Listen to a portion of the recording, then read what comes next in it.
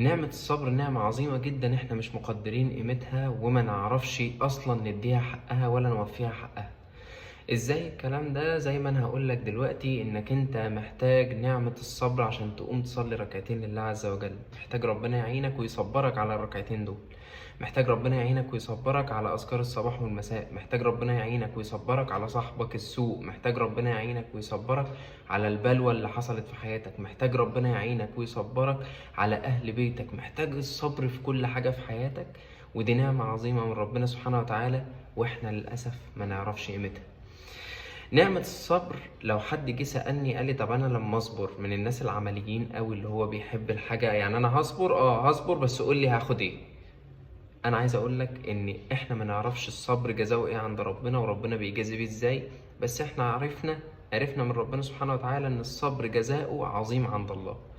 ولنبلونكم بشيء من الخوف والجوع ونقص من الاموال والانفس والثمرات وبشر مين؟ الصابرين الذين إذا أصابتهم مصيبة قالوا إنا لله وإنا إليه راجعون. لازم تصبر على كل حاجة في حياتك.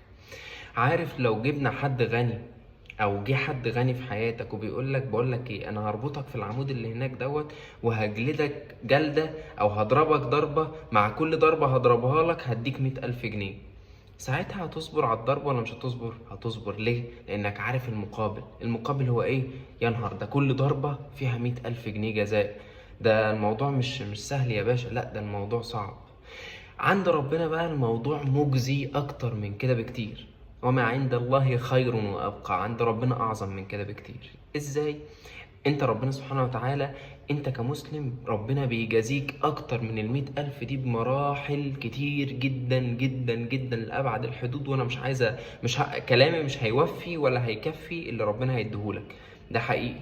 انت كمسلم ربنا قالك، شوف لما ربنا يقولك انك لو اتشوكت شوكه هتاخد عليها حسنات، ما بالك بقى لما يحصل عندك حالة وفاة، حد عزيز عليك يموت، حاجة حصل لك مصيبة، ابنك تعبان، عندك حد من اهلك عنده مشكلة، عندك مشاكل في حياتك وانت صابر عليها. احنا كلنا بلا استثناء محتاجين نعمة الصبر في حياتنا، محتاجين نشكر ربنا عليها، محتاجين نقول يا رب صبرنا على كل حاجة. مش اللي هو يوف يا رب صبرني بقى، لا، محتاجين تقولوا يا رب صبرني على كل حاجة. صبرني يا رب عبال ما اروح شغلي عشان انا بعمل كده عشان اصرف على عيالي. صبرني يا رب عبال ما اصلي ركعتين دول. صبرني يا رب على صيام النهارده. صبرني يا رب على كل حاجة. كان فيديو بسيط، كان فيديو لذيذ صغير، ولو عجبك المحتوى ما تنساش تدعم اخوك. سلام عليكم.